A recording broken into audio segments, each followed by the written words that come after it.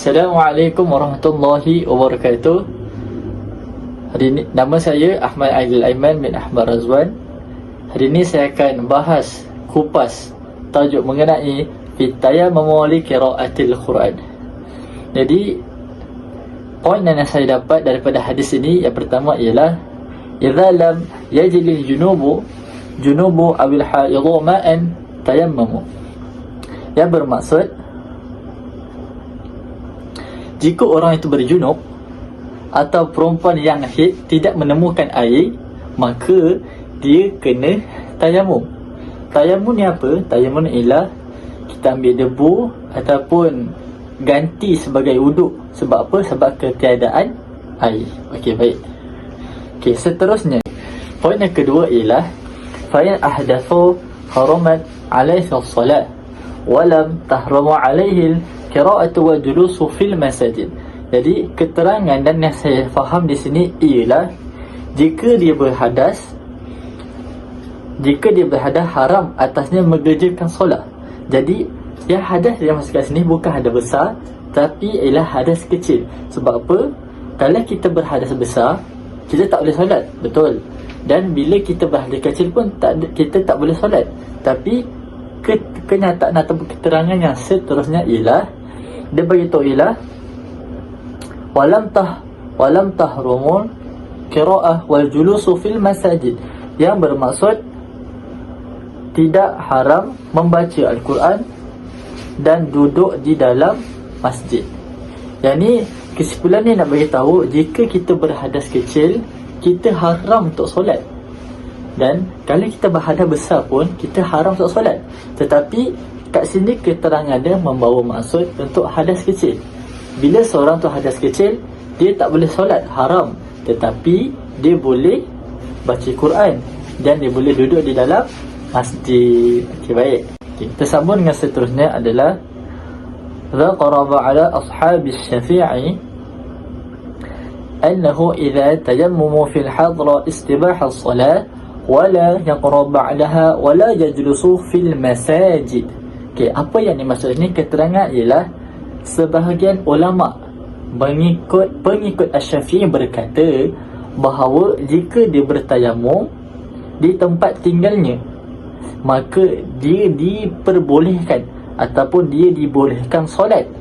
Namun ataupun tapi tidak boleh membaca Al-Quran sesudahnya, tidak boleh membaca Al-Quran selepasnya, atau duduk di dalam masjid. Kita teruskan dengan poin yang keempat.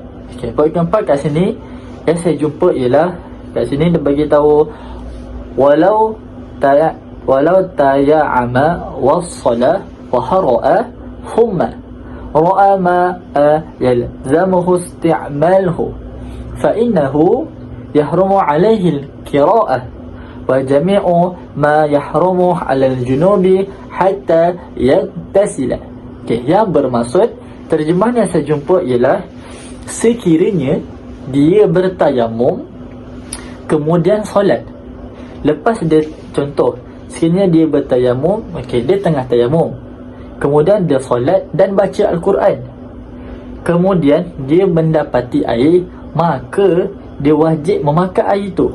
Contoh Ali, dia tengah tayamum, lepas tu dia tayamum ni, lepas dia tayamum dia solat, lepas tu dia nak baca Quran, lepas tu tiba-tiba di tengah jalan-jalan jumpalah air, maka bila dia jumpa air tu wajib untuk dia guna air tu. Okey, faham? Jelas? Baik.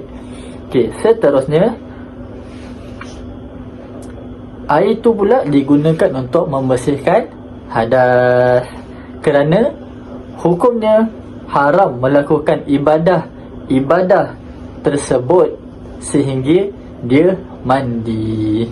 Poin yang keempat yang saya jumpa adalah walau tayammama was-salat wa qara'a thumma arada tayammuman li hadathi aw li fariidatin ukhra aw li ghairi dhalik.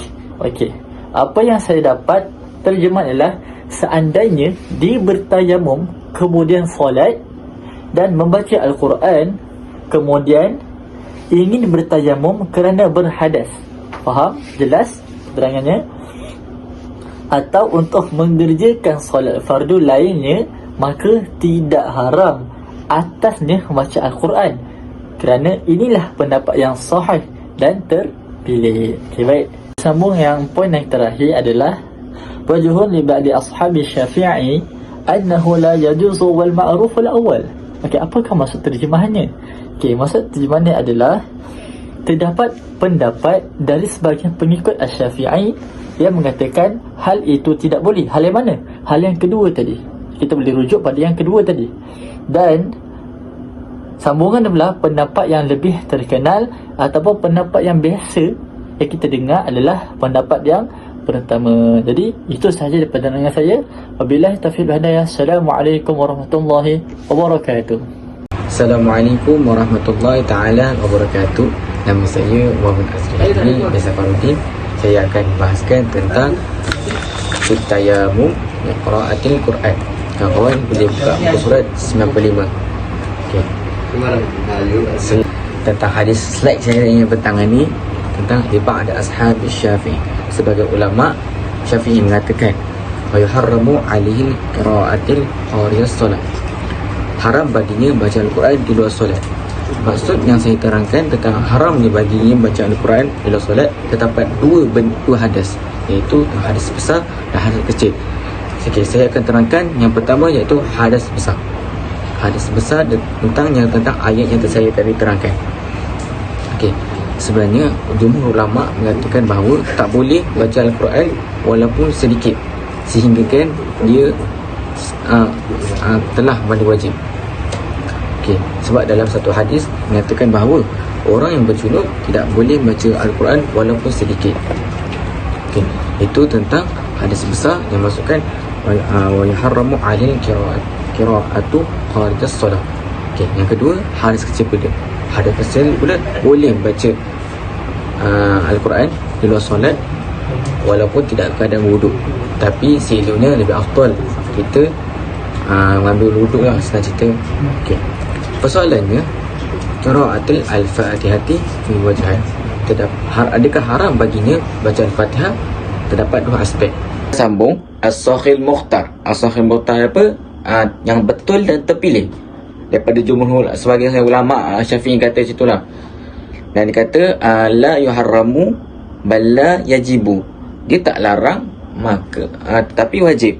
Wajib kerana apa? Solat itu tidak sah tanpa membaca Al-Fatihah. Kita dalam solat ada rukun solat. Rukun solat, so kita kalau dalam rukun solat ada, kalau kita tak baca Al-Fatihah, tak sah solat kita. Tetapi manakala diperbolehkan solat dalam keadaan darurat, dalam keadaan janabah, maka boleh baca Al-Quran. Maknanya kalau contoh kita dalam keadaan darurat ke, janabah ke, kita diperbolehkan baca Al-Quran. Okey. Tsani, pendapat yang kedua, la yajuzu, tak boleh, akan tetapi hendaklah dia membaca zikir yang dibaca oleh orang yang tidak mampu dan tidak hafal Al-Quran, kerana orang ini tidak mampu menurut syarat. Lianna hadha ajra syairah. Yang tadi saya kata, kerana orang ini tidak mampu menurut syarat, maka dia seperti orang tidak mampu menurut kenyataan. Namun pendapat yang lebih afdal ialah pendapat yang pertama. Sekian, terima kasih.